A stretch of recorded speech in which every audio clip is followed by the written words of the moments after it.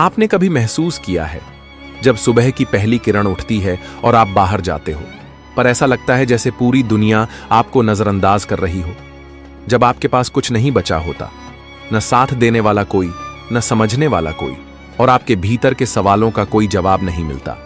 उस वक्त अकेलापन किसी भारी पत्थर जैसा लगता है जिसे सिर पर उठाकर आप हर दिन जीने की कोशिश करते हैं। और उस अकेलेपन में हर कदम भारी होता है, मानो रास्ता खत्म हो चुका हो, लेकिन फिर भी आपको चलना होता है, बस चलना होता है। ये कहानी एक ऐसे लड़के की है जिसका नाम लखन था। लखन के पास न तो दुनिया की खुशियां थीं, न ही किसी का सहारा।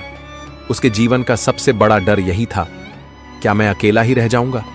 क्या मैं कभी कुछ बन पाऊंगा? लेकिन लखन के दिल में एक उम्मीद थी। वो कभी हार नहीं मानता था।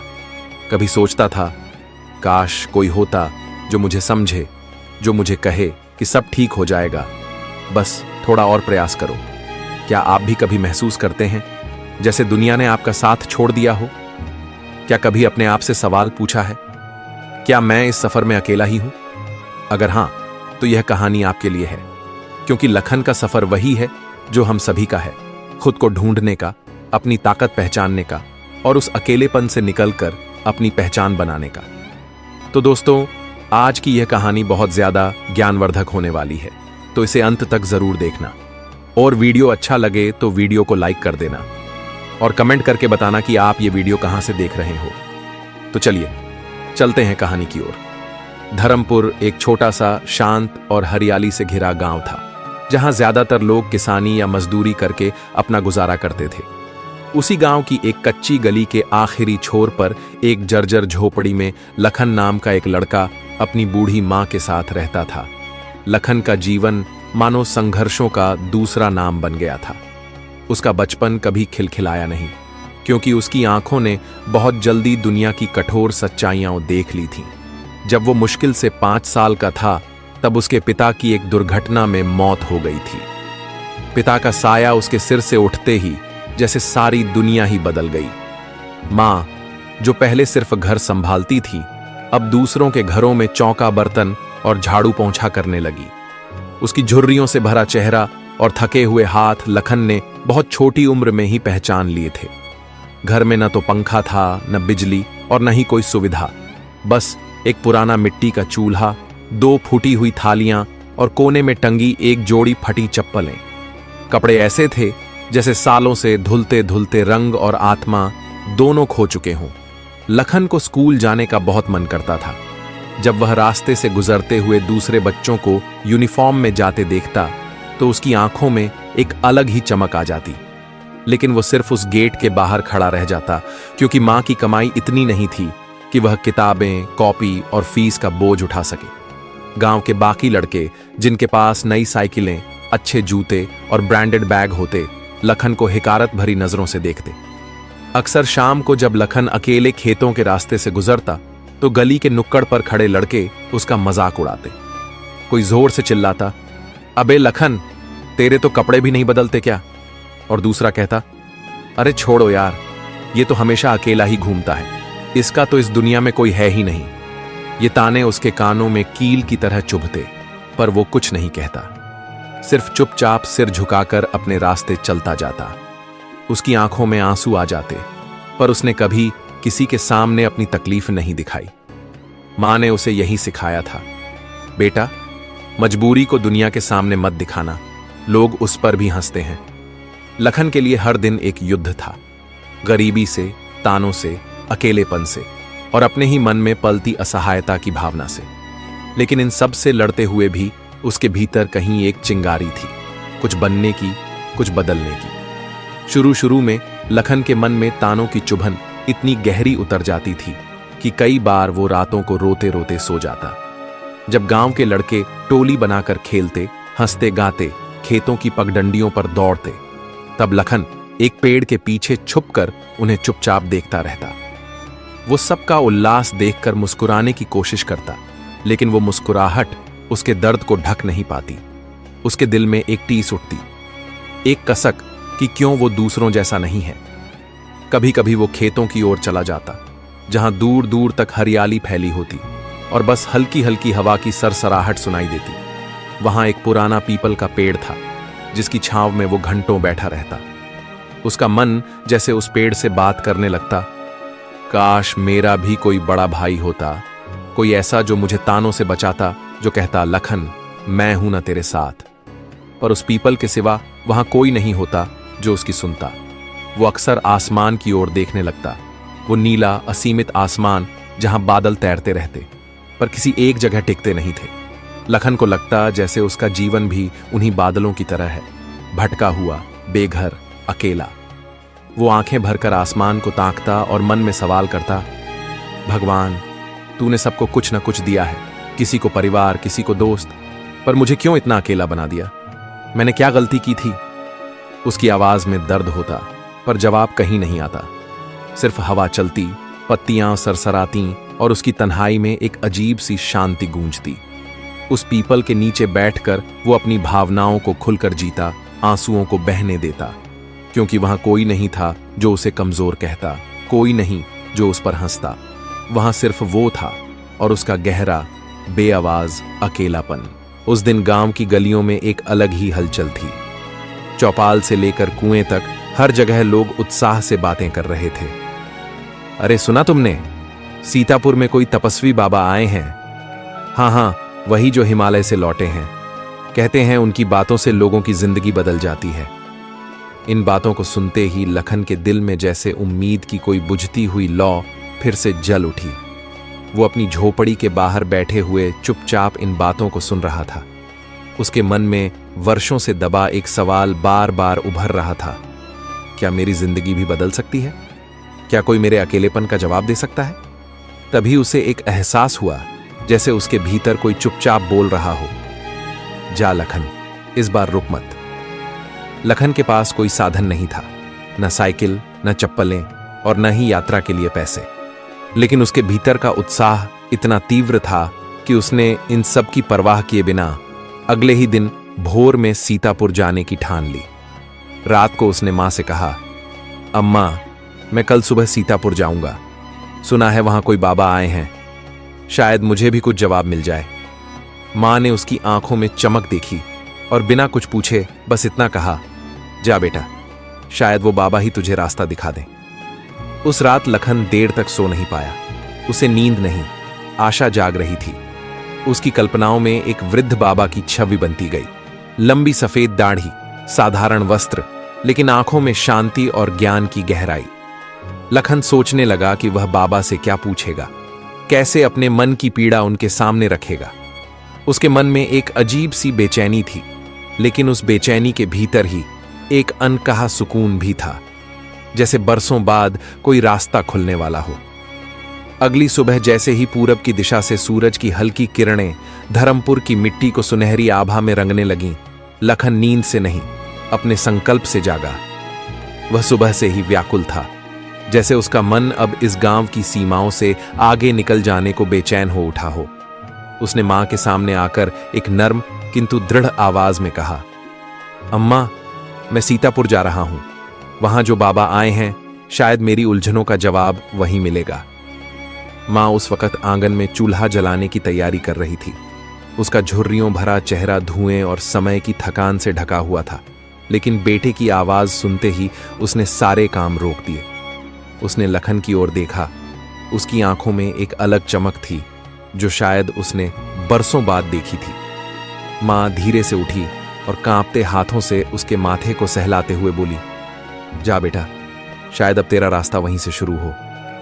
उसके शब्दों में आशीर्वाद के साथ साथ वर्षों की दबी हुई उम्मीदें भी थीं।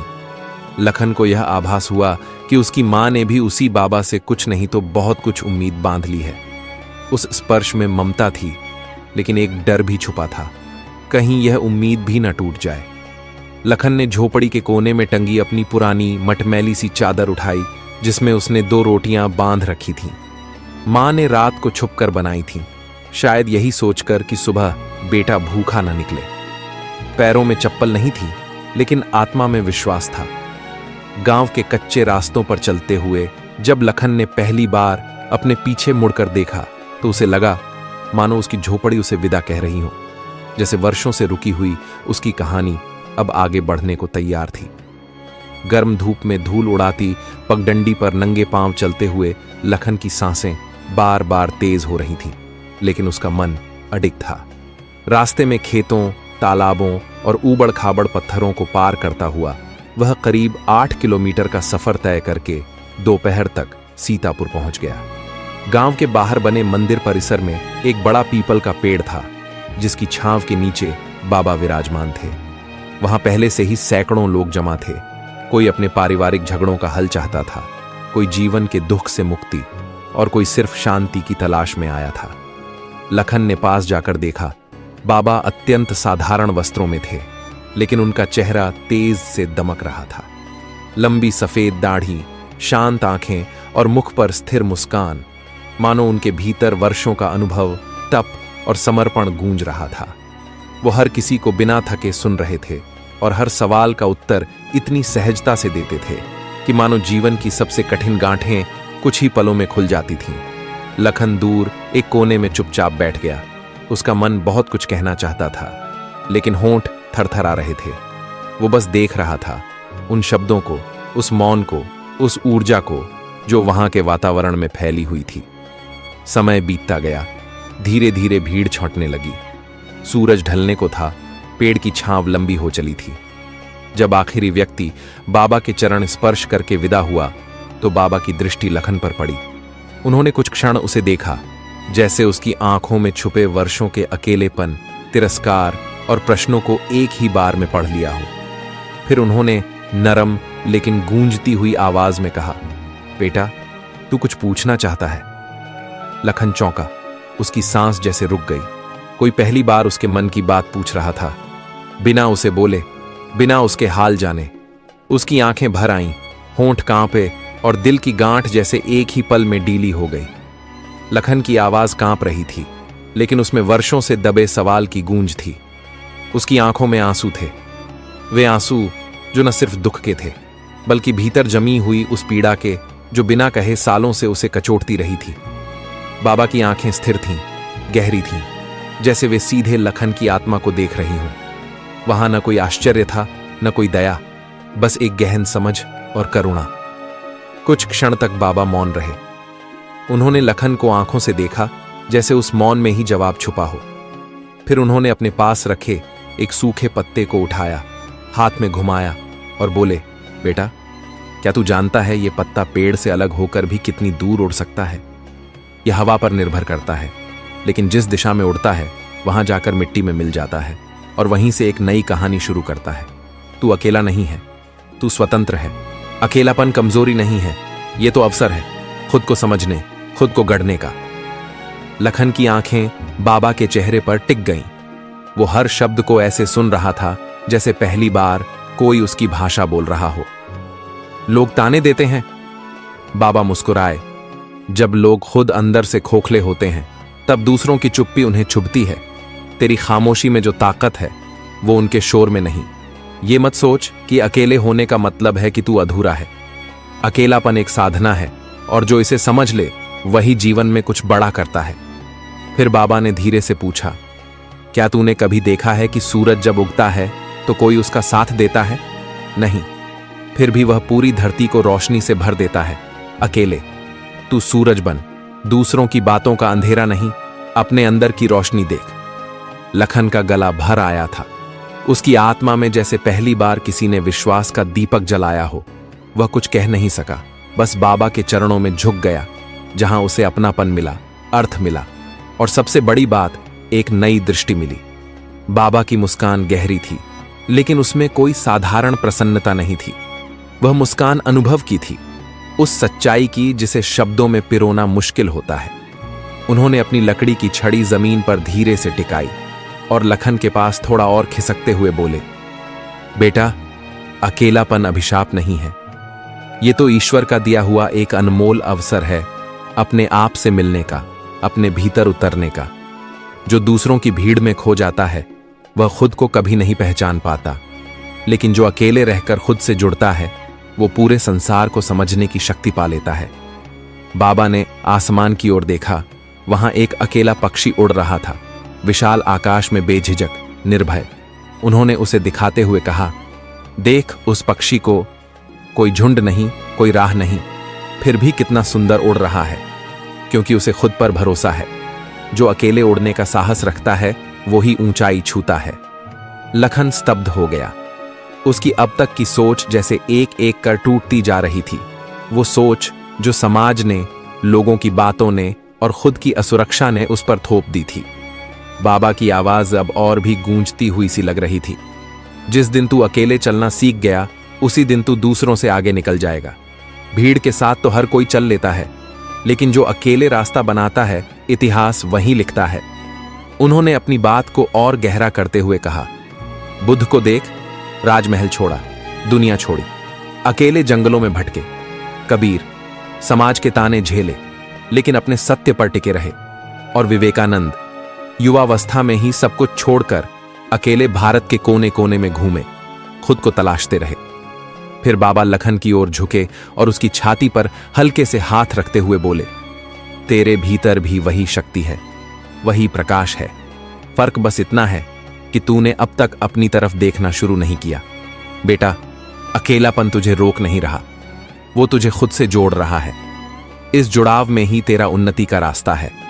लखन की आंखों से आंसू बह निकले, लेकिन इस बार ये आंसू दुख के नहीं थे। ये उस बोझ के उतरने के थे जो बरसों से उसके मन पर लदा था। जैसे किसी ने उसकी आत्मा के कंधे पर हाथ रखकर कहा हो, तू अकेला नहीं है, तू पूरा है। बाबा की उंगलियों ने धीरे से उस मिट्टी के दीपक की ओर इशारा किया, जो उनके पास एक पत्थर पर रखा हुआ टिमटिमा रहा था। हवा हल्की थी, लेकिन लौ अडिग थी, न डगमगाती न बुझती। उस क्षण बाबा की आंखें जैसे उस लौ में खो गईं। उन्होंने गहरी सांस ली और फिर बेहद शांत स्वर में बोले, जब रात अंधेरी होती है बेटा, तो हर कोई अपने घर में घुस जाता है, दरवाजे बंद कर लेता है, खिड़कियां बंद कर लेता है और अंधेरे से बचने की कोशिश करता है। लेकिन वही दीपक जो अकेले जलता है, वही अंधेरे को भी रास्ता दिखाता है। लखन ने उस दीपक को देखा। वह छोटा सा था, साधारण मिट्टी से बना हुआ, लेकिन उसके भीतर की लौ पूरे आसपास में रोशनी फैला रही थी। बाबा की आवाज धीमी लेकिन स्पष्ट थी, मानो हर शब्द लखन के भीतर उतर रहा हो। लोग भी ऐसे ही होते हैं, बाबा ने कहा। अंधेरे समय में, मुश्किल घड़ी में अधिकतर लोग पीछे हट जाते हैं, लेकिन जो अकेले खड़े रहते हैं, जो अपने भीतर की लौ जलाए रखते हैं, वही इस दुनिया को प्रकाश देते हैं।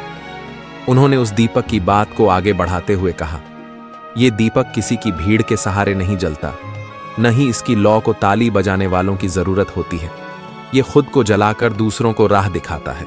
बेटा, तू भी ऐसा दीपक बन, भले ही अकेला हो, भले ही कोई साथ न दे, लेकिन जब तू अपनी आंतरिक रोशनी को पहचान लेगा, तो अंधेरा तुझसे हार जाएगा। उस पल लखन की सांस जैसे थम सी गई थी। उसे लगा जैसे बाबा दीपक की नहीं, उसकी ही बात कर रहे हों। एक ऐसा दीपक जो अब तक बुझा हुआ था, लेकिन आज शायद पहली बार भीतर कहीं जलने लगा था। याद रख, बाबा ने आंखों में दृढ़ता के साथ कहा, दुनिया को रोशनी चाहिए, भीड़ नहीं, और रोशनी हमेशा अकेले ही जलती है। लखन की आंखों में अब डर नहीं था, वहां नमी थी, पर साथ ही एक नई चमक भी, जैसे भीतर कोई जगह हो। बाबा की आवाज अब गंभीर और स्थिर हो गई थी, जैसे वे कोई साधारण उपदेश नहीं, बल्कि जीवन का निचोड़ सुना रहे हों। उनके चेहरे पर गहरी शांति थी और आंखों में वह अनुभव जो केवल वर्षों की साधना से आता है। उन्होंने लखन की आंखों में देखकर 3 अंगुलियां उठाईं और कहा, सुन बेटा, आज मैं तुझे 3 नियम दे रहा हूं।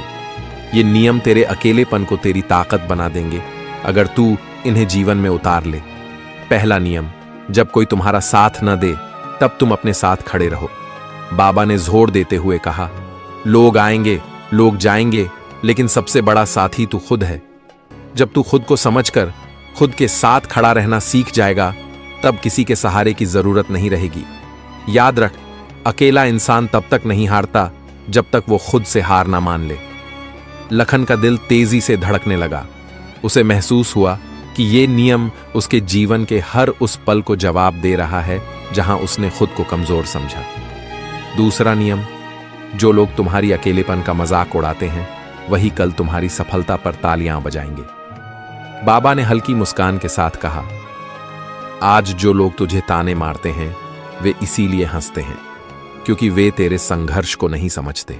लेकिन जब तू अपने दम पर कुछ बड़ा करेगा, जब तेरे नाम की चर्चा होगी, तब यही लोग हम तो उसे जानते हैं कहकर गर्व करेंगे।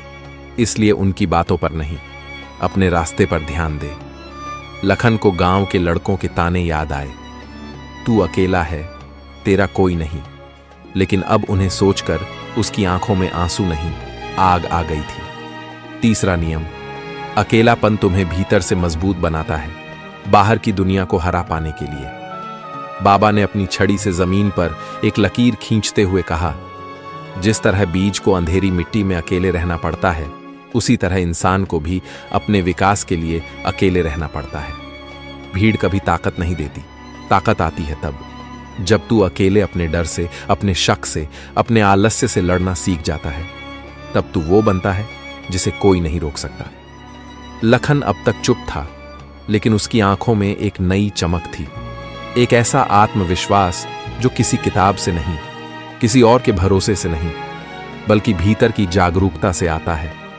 बाबा ने आखिर में कहा, इन 3 नियमों को जीवन में उतार ले बेटा, फिर चाहे तू किसी भी हाल में हो, कोई भी राह हो, तू डिगेगा नहीं, रुकेगा नहीं, तू अकेला नहीं होगा, तू अद्वितीय होगा। बाबा की गहरी बातें जैसे लखन की आत्मा में बसीं और उसकी सोच में एक चमत्कारी बदलाव आ गया। अब वह अपने अकेलेपन को एक बोझ नहीं, बल्कि अपने जीवन का एक अनमोल वरदान मानने लगा था। हर सुबह उठते ही वह उन 3 नियमों को अपने मन में दोहराता, जैसे वो खुद को जीवन के कठिन रास्तों पर आगे बढ़ने के लिए तैयार कर रहा हो। बाबा के शब्द उसके दिल में गहरे तक बस गए थे। अकेलापन ताकत है और सफलता की कुंजी है। लखन ने एक ठान लिया था कि अब वह अपनी परिस्थितियों को नहीं, अपनी मेहनत और धैर्य को बदलने देगा। उसने अपने जीवन में एक नई दिशा पकड़ी। सुबह सुबह वह उठता, खेतों में घंटों काम करता, भले ही उसकी मेहनत बहुत कठिन होती। लेकिन अब उसके चेहरे पर थकावट नहीं, संतोष था। वह जानता था कि हर जोड़ी हाथ से किया गया काम उसे भीतर से मजबूत बना रहा था। शाम होते ही वह खेतों से वापस आता और उन किताबों को पढ़ता जो उसे कभी किसी ने दी थीं या जो उसे पुराने गांव वालों से मिलती। वह जानता था कि पढ़ाई और ज्ञान उसका सबसे बड़ा साथी होगा। बाबा की तरह वह भी आत्मनिर्भर बनने के रास्ते पर चल पड़ा था, अपने अंदर की शक्तियों को जागृत करने के लिए। हालांकि लोग अब भी उसका मजाक उड़ाते थे, अब भी वही ताने आते थे, वही फालतू की बातें होती थीं। देखो, लखन फिर अकेला पड़ा है। लेकिन अब लखन पर उनका कोई असर नहीं होता। अब वह उनके तानों को हल्के में लेता और मुस्कुराते हुए जवाब देता, मैं अकेला नहीं हूं, मेरी मेहनत मेरे साथ है। हर दिन वह खुद से और मजबूत हो रहा था। धीरे धीरे उसका आत्मविश्वास और मेहनत रंग लाने लगी। उसकी मेहनत, उसकी साधना ने उसे वह ताकत दी जो कभी दूसरों की बातों से नहीं मिली थी।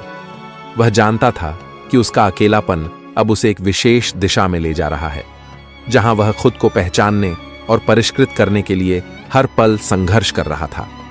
लखन के मन में एक दृढ़ विश्वास था कि वह एक दिन अपने संघर्षों का फल जरूर पाएगा, और यह वह पल होगा जब लोग नहीं, बल्कि उसकी सफलता खुद उसे पहचानने आएगी। उसे अब उस रास्ते का डर नहीं था जो कठिन था, क्योंकि उसने समझ लिया था कि असली ताकत अकेलेपन में ही है। सालों बाद लखन वही गांव का पहला लड़का बना जिसने शहर जाकर एक सरकारी नौकरी हासिल की। जब वो वापस गांव आया, तब वही लोग जो उसे अकेला कहते थे अब उसके सम्मान में खड़े हो गए। किसी ने कहा, लखन, तू तो किस्मत वाला निकला। लखन ने हंसकर जवाब दिया, किस्मत नहीं, मैंने अकेले चलना सीख लिया था और यही मेरी सबसे बड़ी ताकत बन गई। तो दोस्तों, उम्मीद करता हूँ इस वीडियो से आपको जरूर बहुत कुछ सीखने को मिला होगा। ये वीडियो कैसी लगी हमें कमेंट बॉक्स में जरूर बताएं। अगर पसंद आई हो तो लाइक और सब्सक्राइब करना नहीं भूलना। धन्यवाद। नमो बुद्धाय।